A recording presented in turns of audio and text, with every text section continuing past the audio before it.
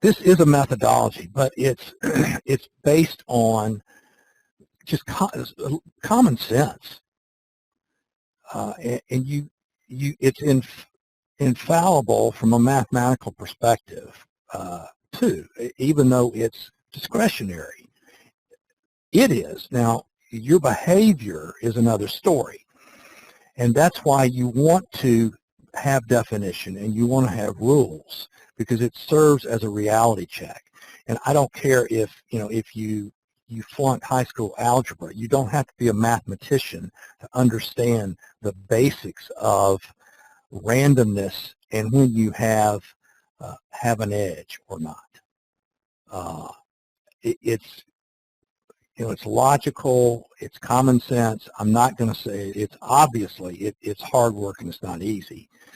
But if you will do these things, if you will focus on trade location and focus on what not to do too. I've asked you guys, and some of you are sending me your trades. If you will accumulate your trades, file your trades, record your trades, you will be amazed at the information those trades will give you indefinitely into the future as you go back through them at different points in time and look at them. If you trade without an edge, it's impossible to have a positive expectancy. And it's not if, but rather when you're going to lose your trading capital. And I have seen traders trade for years, frankly, and make money and then blow up because they didn't understand what they were doing. And whatever it was that they were doing, the markets changed and it didn't work anymore. And they really didn't have a positive expectancy. And this gets back to the book that I have suggested many, many times, Thinking Fast and Slow by Kahneman, or Kahneman, I don't know how to pronounce it. He addresses this. I highly recommend that book. So you have to have an edge to achieve long-term consistent success. In your trade, an edge is part of having a positive expectancy. Positive expectancy are the results of applying the edge over a statistically valid number of trades. I put that edge and positive expectancy are essentially the same thing. Not really. Edge is, positive expectancy is the result of applying an edge. You can have an edge of, let's say, and you don't have an edge of 70%, I don't, but you can have, in other words, 70% of my trades are winners.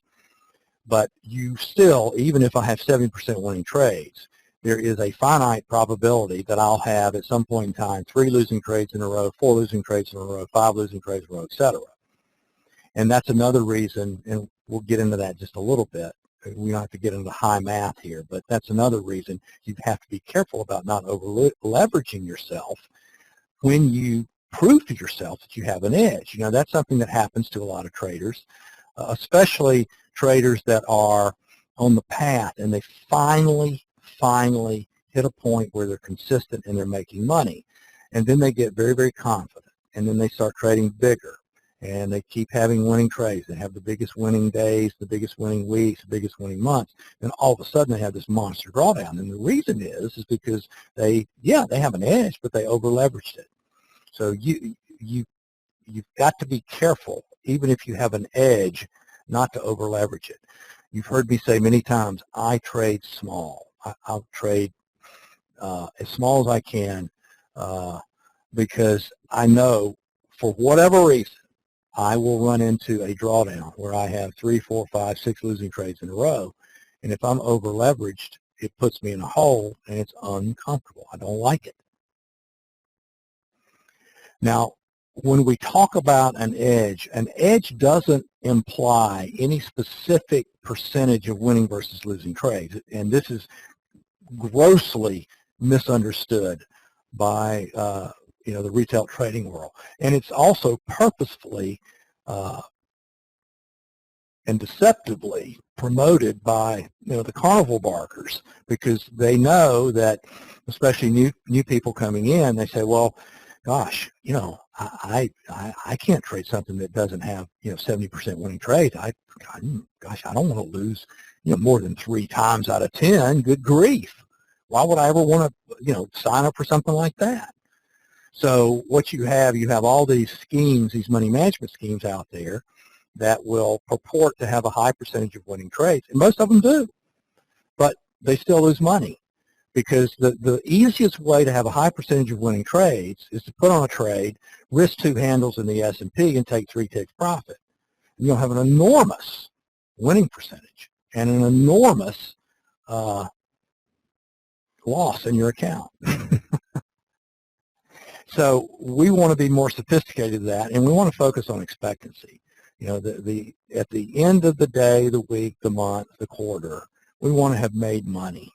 And I'll go through streaks where I'll have 6 or 7 or 8 winning trades in a row, and you will too. But I don't expect that. I sure don't. Yeah, James makes a good point here. He says that's why your biggest losing trade is always ahead of you. Yeah, that's true. Because one thing that you should do as a trader is to really grow your account and to take advantage of being a professional trader, is as your account grows, there is a necessity to slowly increase your size. And as you increase your size, you will have larger drawdowns. Now, you don't have to have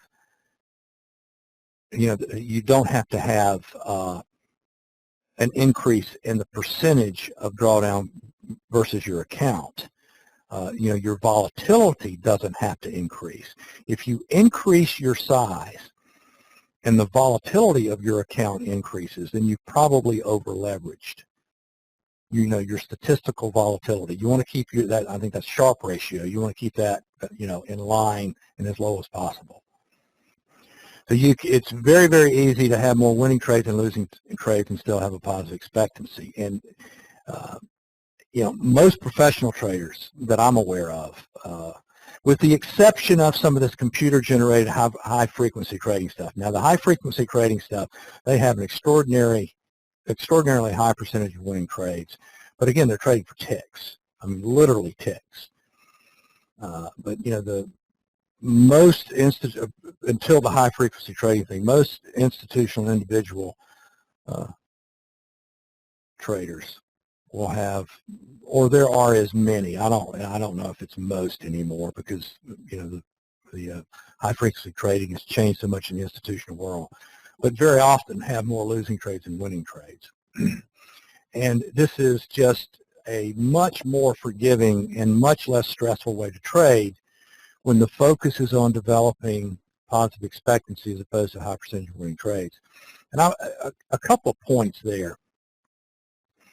One of the pushbacks that I will occasionally get when I'm talking with a new trader is that I'll say, look, you can be an all-star if you have 40% winning trades, and 6 out of your 10 trades lose. It is if you're executing with the intent and the spirit of what we're teaching, where you're trying to find winning trades. And the pushback I get is, well, gosh, I just can't do that. That's not comfortable. I don't know if I can do. I'm equipped to do that psychologically. Well, I have to call nonsense on that, because I'm not going to get. I've talked about this before, but it's a matter of conditioning yourself and realizing what you have to do to accomplish your goal. I would suggest that it's far more stressful to have winning trades day out. I had to do 65 trades today, and 45 of them were winners, but I lost a boatload of money. That, to me, is more stressful. I don't want to have to grind it out trading for ticks all day long to trade. So you sort of pick your poison, and this is a method. It's a concept that over time will lead to a much less stressful trading experience. For one thing, each trade is not all that important.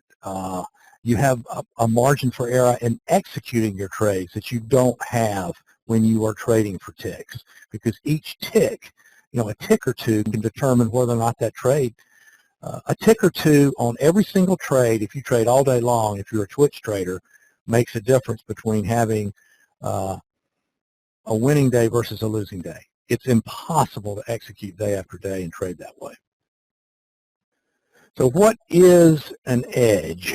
An edge is a statistically validated expectation of a successful outcome.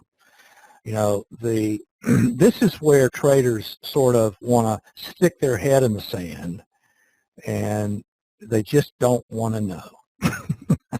And the reason they don't want to know is because inside they know they don't have an edge.